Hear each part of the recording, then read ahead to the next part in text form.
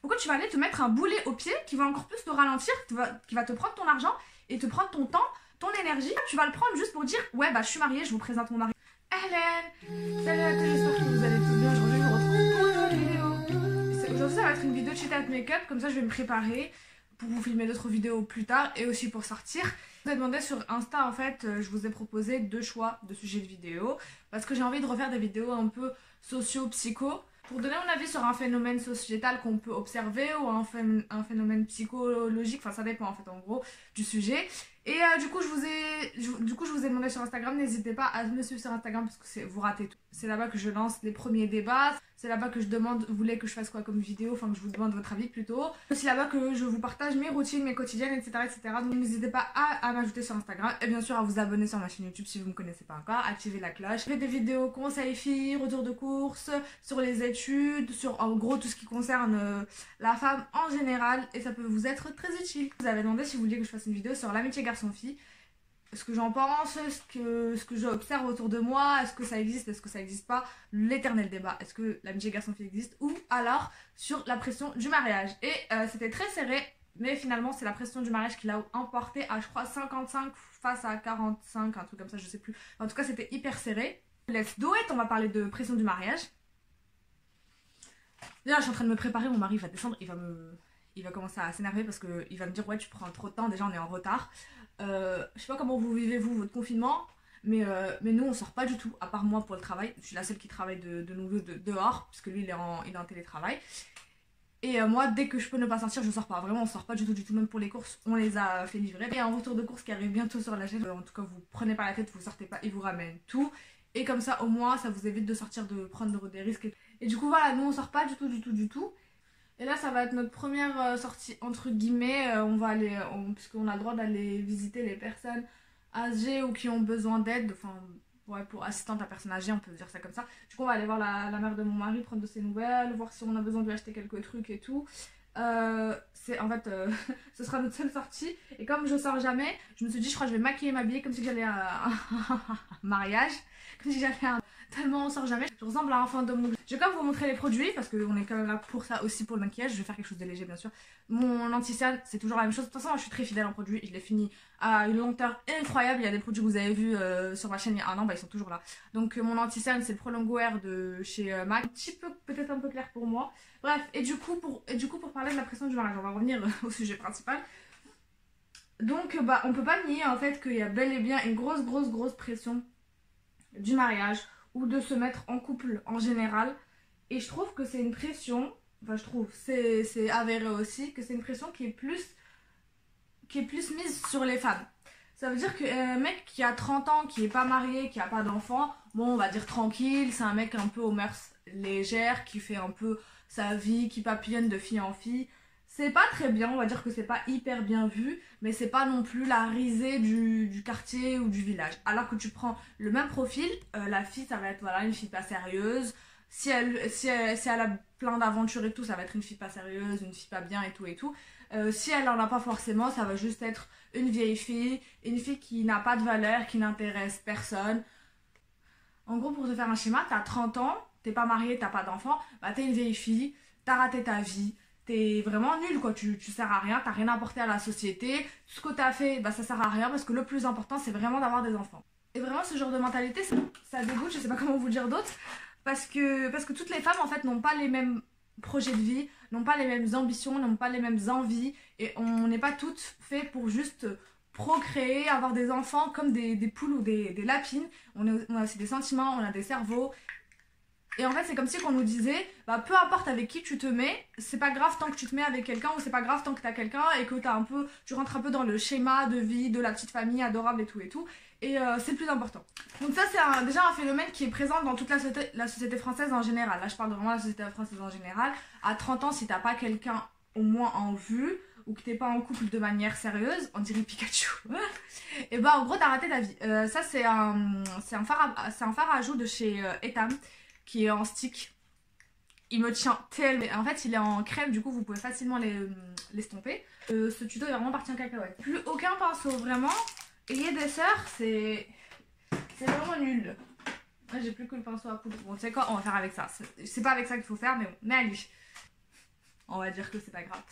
Et du coup, ouais, je vous disais, ça c'est déjà quelque chose de présent dans à peu près toutes les sociétés. Après, quand on rentre dans les religions, et quand je dis les religions, c'est les religions en général, que ce soit la religion chrétienne, juive ou musulmane, généralement, comment dire, généralement le but, entre guillemets, des religions, le but ultime pour une personne en général dans les religions, c'est de pouvoir en fait fonder une famille pour avoir d'autres enfants, pour pouvoir agrandir la communauté religieuse, pour pouvoir donner des enfants en plus dans la religion. Ce qu'on peut comprendre, parce que c'est bien d'avoir des enfants, de les élever dans sa foi et tout. Enfin, c'est cool quand même, je dis pas que c'est pas bien de pas avoir une famille, de pas être posé et tout. Mais à quel prix? Je dis à quel prix, c'est que des fois on dépasse vraiment ce que la religion elle-même exige. C'est des gens qui vont aller confondre la culture peut-être de leur pays d'origine, ou la culture, je sais pas moi, la culture de leur pays actuel, ou qui vont mélanger un peu tout et qui vont rentrer ça dans la religion. Ils vont en plus s'y prendre d'une très mauvaise façon, c'est-à-dire qu'ils vont aller insulter la personne, qu'ils vont aller harceler la personne, alors qu'aucune religion n'autorise l'harcèlement, n'autorise les insultes, n'autorise le fait de parler sur la personne, et c'est des choses qu'on voit très très très très souvent dans beaucoup de communautés. Donc moi je vais parler pour ma communauté, ça veut pas dire que je vais rabaisser ma communauté, blablabla, c'est juste que c'est ce que je vois, moi, ce que je vois autour de moi, ce que j'entends autour de moi. Je vais pas aller parler de la communauté asiatique parce que j'en ai aucune idée, mais je pense que c'est pareil partout en vérité, parce que c'est vraiment quelque chose qui est ancré dans le patriarcat, dans le fait que voilà, la femme est là pour se mettre en couple, pour avoir des enfants, l'homme aussi, mais l'homme il a moins de pression par rapport à ce côté-là. Il a des pressions qui seront ailleurs, qui seront par exemple sur le fait de prendre soin de sa famille, de subvenir aux besoins de sa famille, ça c'est plus présent pour le père. Et pour la mère, c'est vraiment les enfants, le couple, la famille, comme si c'était elle toute seule qui devait tout gérer. Donc on remarque dans la communauté arabo-musulmane, mais c'est arabo, le reste des religions aussi, hein, comme je vous ai dit, arabo-chrétienne, arabo-juif, tout ce que vous voulez. C'est là où on voit que c'est pas religieux, mais plus culturel, parce que tu peux changer de religion, c'est à peu près les mêmes mentalités. J'ai déjà parlé, j'ai déjà entendu des juifs arabes parler, j'ai déjà entendu des chrétiens arabes parler. Ils ont vraiment, on dirait les mêmes que nous, parce qu'ils disent Dieu, Allah comme nous, et puis au final ils ont à peu près les mêmes mentalités. Et tu vois qu'en fait c'est pas forcément des mentalités religieuses, même si c'est vrai que les religions se ressemblent, mais plus des mentalités culturelles. Je trouve que c'est vraiment un fléau, parce que c'est comme si qu'en fait on obligeait les femmes à accepter leur destin, accepter leur sort, qu'à partir d'un certain âge, si elles n'ont pas trouvé de mari seul, ou que le destin n'a pas joué en leur faveur, on va un peu les refourguer au premier venu, et puis elles auront pas trop le choix de dire non, parce qu'elles risquent en fait, malheureusement il y a cette horloge biologique, Dieu nous a fait comme ça, où une femme à partir de 35, 36, même plus, l'horloge biologique, le corps commence à moins bien fonctionner, où tu as moins de chances d'avoir des enfants, mais ça veut pas dire que c'est impossible. Je tiens à le répéter quand même, parce qu'il y a des gens qui vraiment ont du mal avec ça et qui ont du mal à le capter dans leur cerveau. C'est un peu plus difficile, tu es moins fertile que toi quand tu avais 20 ans, mais par contre, tu pas forcément moins fertile qu'une autre fille qui a 20 ans, parce qu'il y a des filles qui ont 20 ans qui sont pas fertiles, tout simplement. Donc c'est vraiment que tu es plus fertile que toi-même quand tu étais jeune, mais tu peux très bien être toujours aussi fertile. Et il y a plein de femmes qui ont eu des enfants à 35, 36, 37, 40 ans, et ça n'empêche absolument rien du tout. Voilà, c'est important de dire pour rassurer toutes les filles qui sont un peu victimes de cette pression de toujours ah oui, ta femme chutant, t'as 29 ans, bientôt la trentaine. Je sais pas si vous avez remarqué, peut-être je ferai une vidéo sur ça, sur le chiffre de la trentaine, sur la pression de la trentaine. On dirait, je sais pas ce qui se passe à 30 ans, comme si il allait se passer un truc de ouf. Faudra demander aux gens qui ont eu 30 ans, comme si que le soleil allait exploser et que la lune allait tourner dans l'autre sens. Comme si voilà, si à 30 ans t'as pas fait toutes ces choses là dans la vie, que t'as pas eu ta famille, t'as pas eu au moins 1 ou 2 enfants, c'est que vraiment t'as foiré ta vie. Tu peux avoir fait tout ce que tu veux, tu peux avoir fait des études, tu peux avoir fait un emploi tu peux avoir eu un poste de ouf, tu peux avoir fait ton entreprise, tu peux avoir retourné le ciel, fait des voyages dans le monde entier, rencontrer des personnes exceptionnelles, être déjà toi une personne très bien et très gentille. Bah tu seras jamais accompli pour la société. Tu seras jamais la fille qu'on va dire elle vraiment c'est une femme bien. En fait, j'ai l'impression que le fait d'être une femme bien, c'est surtout être une femme, entre guillemets, je mets des gros guillemets, docile, qui s'occupe bien de sa famille, qui a des enfants, qui a des enfants, qui s'en occupe bien, qui s'occupe bien de son mari, qui fait bien la cuisine, voilà, tout ça, c'est ça une femme bien en fait. Et c'est ça en fait une femme bien. Mais à quel moment? Pourquoi on décide que c'est juste ça, être une femme bien? Je dis pas que les filles qui font ça, c'est pas des femmes bien. Mais pourquoi on pourrait pas avoir d'autres schémas de vie, tout simplement? Et quand je dis ça, c'est pas genre 1 ou 2 cas. Mais vraiment, je pense que les personnes concernées, et comme je vous ai dit, c'est vraiment à mon avis dans toutes les communautés, moi je parle pour la mienne parce que c'est ce que j'ai vu, toutes les personnes concernées pourront confirmer, il n'y a pas une famille où on n'a pas entendu, oui où il n'y a pas une famille, quand je dis famille, c'est vraiment famille lointaine comme proche, ça veut dire un frère, une soeur, une cousine, un oncle, tout ça là, où on n'a pas entendu dire, ah oui, bah elle a bientôt 30 ans, elle est toujours pas mariée, ou alors, ah oui, encore pire, je parle d'une personne, et que genre ça se voit elle a entre 25 et 30 ans, on te dit, ah elle est mariée, puis tu dis non, elle est pas mariée, et là on te dit, ah mskina, genre que Dieu l'aide à trouver quelqu'un et tout, genre. Mais pourquoi ça se trouve elle est très très heureuse, comme ça ça se trouve c'est son choix en fait de pas se marier. Le fait de pas se marier c'est pas juste un choix subi, genre en mode t'es moche et que t'es pas intéressante ou que t'es pas intelligente ou quoi que ce soit, que t'as pas trouvé quelqu'un. Des fois c'est au contraire, c'est parce que t'es trop intelligente, trop entre guillemets exigeante selon les critères de certains et que du coup tu veux pas te marier avec n'importe qui. Et c'est tout à ton honneur parce que j'ai l'impression que de plus en plus on te dit bah en gros c'est pas grave, prends n'importe qui, le plus important c'est que tu sois en couple. Des fois je vois des cas. Je vais bientôt reprendre justement les témoignages. Il y a plein de filles qui m'envoient des mails de témoignages. N'hésitez pas à le faire si ça vous intéresse de m'envoyer vos témoignages parce que vous êtes dans une situation compliquée, que vous voulez mon avis, que vous voulez parler d'un sujet donné. Il y a plein de filles qui m'envoient des témoignages, des trucs de. Elles se retrouvent dans des couples ou dans des mariages vraiment genre où elles acceptent une belle-mère vraiment insupportable, un mec qui travaille pas, qui sert à rien, qui est juste là pour critiquer, pour prendre l'argent de la fille et se servir d'elle et c'est tout. Voilà des mariages qui sont basés sur rien du tout. Et le mec il est là concrètement pour décorer ou au pire. Au mieux pour décorer juste pour faire genre, et au pire pour faire chier la meuf, voilà, pour la frapper, la tromper, tout ça. Mais pourquoi ce genre de femme, je vous regarde dans les yeux, pourquoi vous restez avec ces mecs-là? À quoi ils vous servent? Je vous ferai une vidéo spécifique sur le fait d'avoir des critères et de pas se marier avec n'importe qui parce que c'est vraiment important.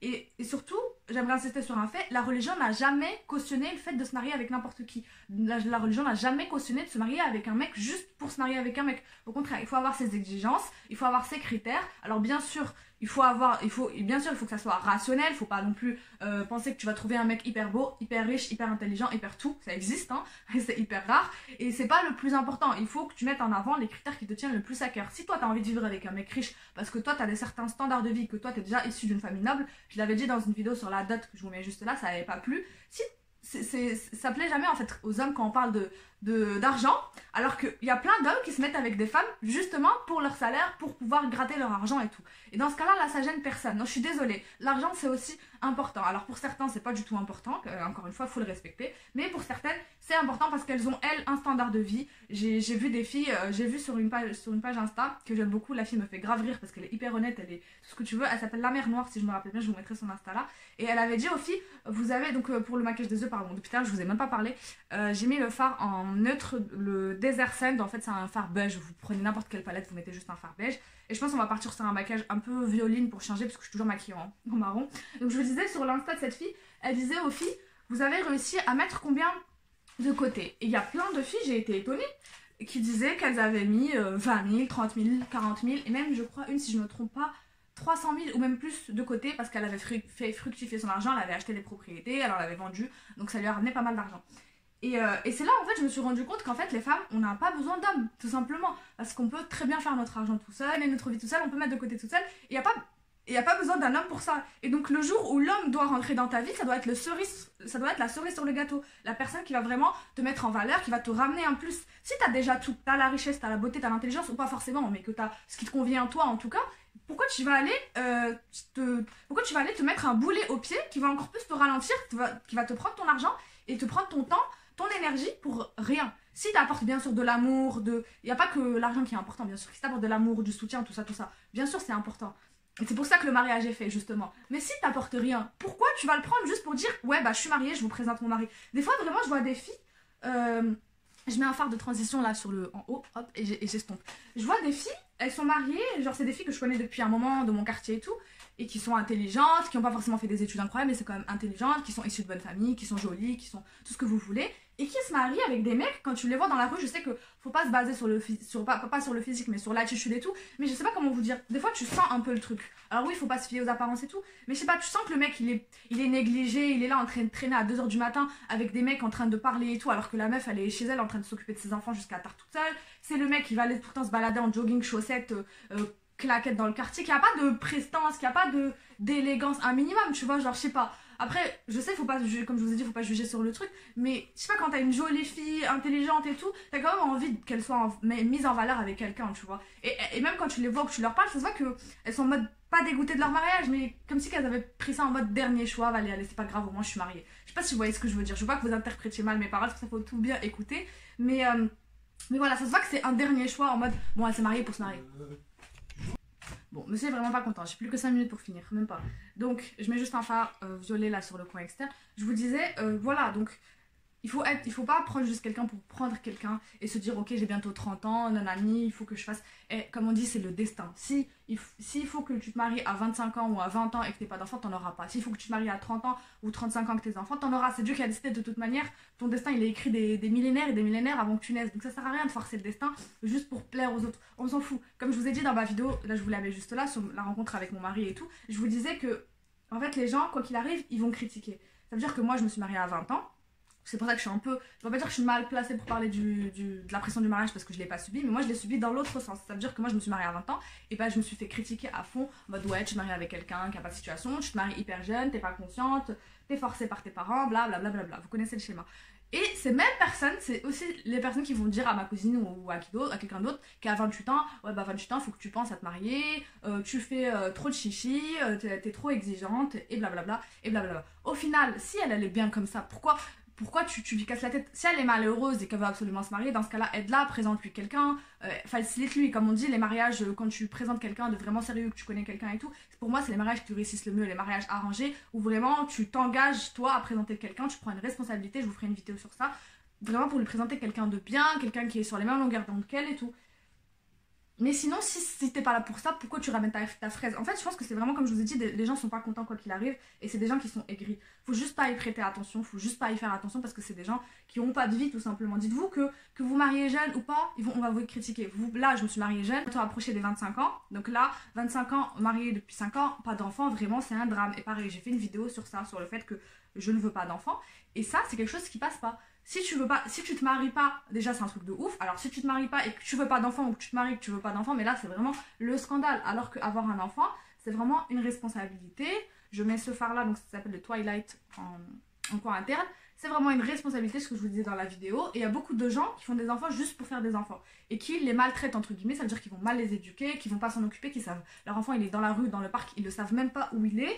Les enfants deviennent délinquants parce qu'ils n'arrivent pas à gérer tout 50. C'est normal, quand tu as 5-6 enfants et que tu n'arrives pas à t'occuper de tous les enfants, il y a des mamans qui gèrent très très bien leurs 5-6 enfants, attention. Mais il y a des mamans qui de base n'arrivent pas à gérer un, elles vont en faire 5. Et du coup, comme elles ont d'autres responsabilités à la maison et tout, elles n'y arrivent pas tout simplement. Et comme malheureusement, les hommes dans ces familles-là, en tout cas, n'aident pas beaucoup, ne participent pas, et bah du coup, ça fait ça. Jamais content. Les gens sont jaloux. Ils voient une fille qui est sûre d'elle, qui est très bien dans sa peau, qui a de l'argent, qui réussit, qui peut voyager comme elle veut parce qu'elle n'a pas de contraintes. Faut pas oublier que si on fait pas d'enfant, en tout cas pas tout de suite, c'est aussi parce qu'on a des projets et qu'on veut pas de contraintes. Quand t'as pas d'enfant, t'as pas de contraintes. Tu peux partir si t'as envie du jour au lendemain parce que t'as une proposition d'offre en Malaisie, et bah tu y vas. T'as pas besoin de réfléchir à l'école de l'enfant, si vous voulez voir comment je mets mes fossiles, j'ai vu une vidéo là, à l'école des enfants, au travail du mari, à ça. Moi, depuis que je suis mariée, que moi je me suis mariée jeune, j'ai essayé au maximum, j'ai fait moi quasiment toute ma vie, tous mes diplômes, je me suis pas arrêtée juste au fait que je me suis mariée. Pour moi, le mariage c'est pas un but en soi, ça veut dire tu dois pas juste te marier et après c'est fini. Moi, même si je me suis mariée jeune, et je pense que c'est ce qu'il y a de mieux à faire, c'est vraiment de te dire, moi je continue à faire ma vie, je continue à faire mes diplômes, je continue à travailler, j'ai mon argent de côté, personne n'y touche, même pas mon mari parce que c'est mon argent que je mets de côté. Je peux bien sûr participer, aider, tout ça on en parlera si on fait une vidéo sur l'argent dans le couple si vous voulez. Mais en tout cas, t'as quand même ton truc. Si jamais il se passe quelque chose, n'importe quoi, tout peut se passer, t'as quand même ta situation. T'es pas rien, t'es pas juste dépendante de ton mari, l'ombre de ton mari, tout de ton mari. Tu vois ce que je veux dire? T'as quand même quelque chose. Un truc de côté où tu sais que t'es là quand même si tu mets ta vie de côté parce que t'élèves tes enfants, moi je trouve que c'est honorable et c'est sûrement quelque chose que je ferais, mais au moins si jamais un jour ça s'arrête, que tes enfants ont grandi, quoi que ce soit, t'es capable de faire autre chose que ça. Il y a des filles, par exemple, qui sont mariées jeunes comme moi et qui vont en fait tout simplement arrêter leur vie parce qu'elles se sont mariées. Elles vont... Ça ne va pas coller. Ah purée. Elles vont arrêter leurs études, elles vont... Oh non, non, non. J'ai abandonné les fossiles parce que je suis vraiment en retard. Bref, je dis, elles vont arrêter leurs études, elles vont arrêter de travailler, elles vont tout faire en fait pour faciliter aux mecs, pour faire les enfants, pour s'occuper elles des enfants, mais leur carrière à elles ou leur vie à elles, elles vont l'oublier. Et pas parce qu'elles en ont envie, parce que si elles en ont envie, comme j'ai dit, ça pose pas de problème, parce qu'on leur a imposé, parce que la société leur a imposé, leur famille leur a imposé, parce que c'est mieux comme ça. Et non, en fait, non, à quel moment c'est mieux comme ça? Si elles aiment pas ça. C'était dans un sketch, les Algériens connaîtront de Famille Djemaya, elle dit... ما قدرتش 7 سنين باش نقابل les mecs. Ça veut dire en gros j'ai pas étudié 5 ans pour que je reste juste en face de ta mère et que je fasse rien, juste que je m'occupe de ta mère et que je m'occupe de toi. Et c'est vrai en fait, bien sûr. Tu peux faire autre chose. Important de ne pas s'oublier. Si tu veux te marier, marie-toi. Tu veux te marier jeune, marie-toi jeune. Tu veux te marier plus âgé, marie-toi plus âgé. Mais le plus important, c'est vraiment de faire ce que tu veux et de ne pas t'oublier. Bien sûr, j'ai mis une petite tâche et je vais l'effacer. Et de ne pas t'oublier, c'est le plus important. Les gens, comme j'ai dit, ils critiqueront quoi qu'il arrive. C'est vraiment... Les gens, c'est des rageux, c'est tout. Quoi vous dire d'autre? Ils vont... Quoi que tu fasses, ils vont dire « Ah ben pourquoi tu fais ça? Pourquoi tu fais ça ?» Et le plus important, c'est de développer toi-même. De pas te marier avec n'importe qui parce que le mariage, c'est quand même quelque chose d'important. Justement, dans la religion, c'est hyper important. Et quand on dit que c'est important, parce que tu dois bien te marier correctement et que oui, c'est la moitié de ta foi, la moitié de ta religion, mais tu as aussi une autre moitié. Donc pourquoi tu devrais mettre en avant une moitié plus que l'autre? Si tu as envie de te consacrer juste à l'autre moitié, tu te consacres à l'autre moitié. Et au contraire, si justement ta moitié de la foi, tu la mets dans un mariage foutu avec un mec qui boit, un mec qui prie pas, un mec, je sais pas moi, des femmes se marient avec des mecs juste pour se marier avec des mecs, un mec qui dilapide tout l'argent dans les casinos. Et il y en a plein, dites pas oui, c'est un cas isolé, c'est pas vrai. Comme dans mon quartier, qui sont toujours à 2h du matin en train de pas nous laisser dormir alors que mon mari il se lève à 8h pour aller bosser derrière. Le mec, tu sais qu'il bosse pas, s'il est là à 3h du matin en train de parler, il bosse pas le matin à 8h. Donc voilà, ce genre de mec là, si c'est ça la moitié de la religion, bah je suis désolée, moi je préfère la garder neutre en fait, parce que si la moitié de la religion tu l'as entre guillemets foirée avec un mec comme ça, non merci. Voilà, je vais finir sur ces mots là, je vais mettre un petit coup de rouge à lèvres, ça va être le MAC. Alors attendez, juste pour le mascara, je sais même pas, il s'appelle Absolute Laine Rose, il n'y a pas là, il n'y a pas la référence, c'est un rose en tout cas. Et bref, c'est ça le plus important, vraiment soyez heureuse, parce que vous allez voir que si vous faites comme les gens vous disent, ils vont quand même finir par trouver autre chose pour te critiquer. Ils vont jamais te dire des choses bien sur toi. Il n'y a que les gens vraiment qui t'aimeront qui diront des choses bien sur toi. Et le plus important, c'est de rester juste avec ces gens-là qui t'aiment, parce que c'est eux le plus important. C'est eux qui vont penser à ton bien et tout et tout. Et ces gens-là, ils vont toujours, en fait, te critiquer. Donc autant, comme je l'ai dit dans l'autre vidéo, être heureuse et te faire critiquer. Parce que dans tous les cas, tu te fais critiquer. On dirait un clown, là. Donc je vous disais, dans tous les cas,